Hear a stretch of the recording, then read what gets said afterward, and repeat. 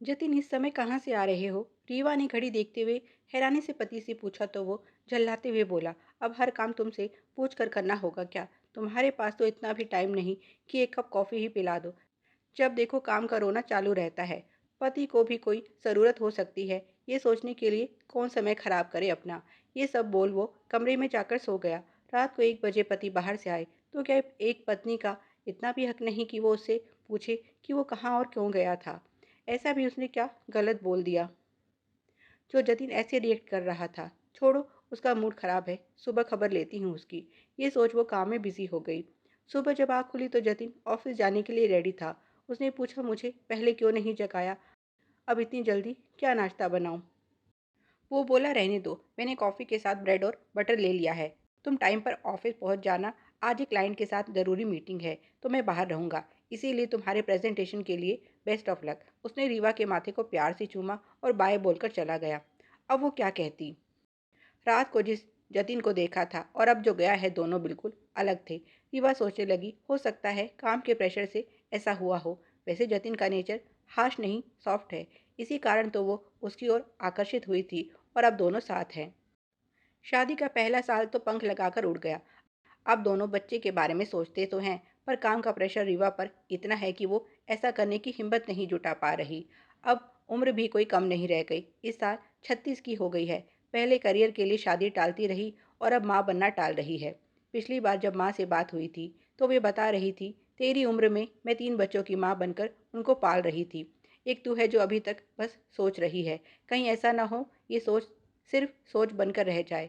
उम्र का ख्याल तो कर, कहीं बाद में बच्चे पैदा ही नहीं हुए तो क्या करेगी इस पैसे और नौकरी का?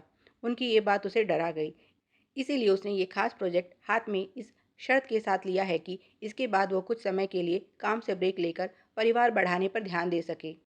अगर उसने नौकरी छोड़ भी दी तो बाद में इस काम के बलबूते उसे अच्छी नौकरी मिल जाएगी, या फिर यहीं प्रमोशन के साथ वर्किंग आवर में रिलैक्सेशन, जो भी मिले उसके लिए वो अभी से तैयार है। जतिन भी उसके साथ है, इसीलिए वो पिछले कुछ हफ्तों से ज़्यादा ही बिजी है। आज बड़े दिनों बाद उसे पार्लर जाने का समय मिला, क्योंकि प्रेजेंटेशन से पहले अपना हुलिया भी ठीक करना था। वो बस कटिंग के लिए गई थी। वहाँ उसे पड़ोसन मृणाल मिल गई, जिसने उसे कुछ ऐसा कहा कि उसका पूरा मूड बिगड़ गया। क्या बात है रीवा, आजकल जतिन का ध्यान नहीं रख रही क्या, जो वो अपनी पुरानी लवर के साथ घूमने लगा है? रीवा बोली, क्या बकवास कर रही हो? होश में तो हो? वो बोली, मैं तो होश में हूँ, पर लगता है तुम अंधेरे में हो। आजकल जतिन का किरण के घर आना जाना लगा रहता है। अब रात के 1 बजे कोई मर्द अपना घर छोड़ एक्स के घर पर मिले तो इसे क्या समझे? ये तुम ही बता दो। रीवा को उसकी बात पर यकीन नहीं हुआ। उसने बात को ज़्यादा तूल नहीं दिया, क्योंकि मृणाल गॉसिप क्वीन थी। यहाँ उसकी मेहनत रंग लाई और उसे कंपनी से खास सुविधा के साथ कुछ दिनों की छुट्टी मिल गई। अब वो बच्चे के लिए तैयार थी। लेकिन 7 महीनों बाद भी उन्हें जब कोई खुशखबरी नहीं मिली तो डॉक्टर को दिखाया गया। डॉक्टर ने आईवीएफ का बोला तो वो इसके लिए भी मान गई, पर जतिन इसके बाद कुछ बदल गया। ना तो वो उसके साथ डॉक्टर के पास जाता, ना इस बारे में बात करता। वो अकेली ही सब झेलती रही, पर अभी भी कामयाबी दूर थी।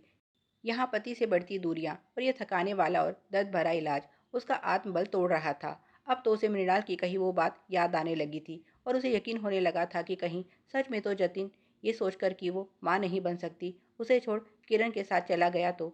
ऐसे में उसका रोज लेट आना और उसे इग्नोर करना उसके शक को पक्का कर रहा था। एक दिन वो किरण के घर पहुंच ही गई, ये जानने की वो उसकी शादी तोड़ने में क्यों लगी है। उसने जतिन को अपनी मर्जी से छोड़ा था, फिर अब ये सब क्यों? किरण की माताजी ने दरवाज़ा खोला तो वो उनसे बोली, मैं किरण की दोस्त हूँ और उसे मिलने आई हूँ। वो शायद उसे पहचानती नहीं थी, इसीलिए उसे सीधे किरण के कमरे में ले आई तो वहाँ का नज़ारा देख उसकी रूह कांप गई। कमरे में बेड पर किरण का जो रूप देखा, वो देखकर तो कोई भी डर जाए। उसे होश भी नहीं था। उसकी माँ रोते हुए बोली, मिल लो बेटी अपनी सहेली से, कौन जाने फिर मुलाकात होगी भी या नहीं। उनसे उसे पता चला कि किरण को कैंसर है और अब उसका अंतिम समय चल रहा है। अच्छा, तो जतिन के देर से आने की ये वजह थी। उसकी माँ ने बताया कि उसकी बेटी शादी करने वाली थी कि उसी समय उसे इस बीमारी का पता चला और उसे उस लड़के से सब रिश्ते तोड़ने पड़े। वो लड़का आज भी उसे देखने आता है और उसने किरण के इलाज में बड़ी मदद की, पर कुछ काम नहीं आया। उसने रोती हुई किरण की माँ को गले से लगाया और खुद भी रोने लगी। तभी जतिन भी वहाँ एक डॉक्टर के साथ पहुँचा तो पत्नी को वहाँ देखकर हैरान हो गया। फिर बोला, आज तुम्हें मेरी बेवफाई का पता चल ही गया। रीवा रोते हुए माफ़ी मांगने लगी। तो वो बोला, इसमें तुम्हारा कसूर नहीं रीवा, मैं ही तुम्हें सच बताने की हिम्मत ना कर सका। जब पता चला कि किरण के मुझे छोड़ने की ये वजह थी, तो मैं खुद को रोक नहीं पाया। तुम्हारे साथ बेवफाई तो की है मैंने, तुम्हारे होते दूसरी औरत के बारे में सोचता रहा, पर तुम समझ सकती हो कि अपने प्यार को ऐसे खोना कितना दुख देता है। मुझे खोने का डर ही तो तुम्हें यहाँ तक खींच लाया। ऐसे में तुम ही बताओ, किरण को हमेशा के लिए खोने की बात सुनकर मैं कैसे खुद को रोकता।